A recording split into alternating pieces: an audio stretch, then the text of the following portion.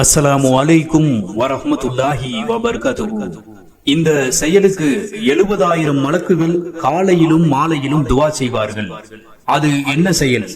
குறிப்பாக காலையிலும் மாலையிலும் அல்லாஹ்விடத்திலே துவா செய்கின்றார்கள் என்றால் நாம் அந்த செயலை செய்யாமல் விட்டுவிடுவோமா?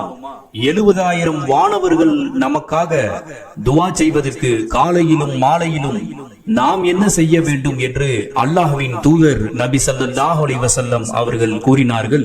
இப்னு மாஜா என்ற நபிமொழி தொகுப்பிலே 1442வது ஹதீஸாக இடம்பெறுகின்றது.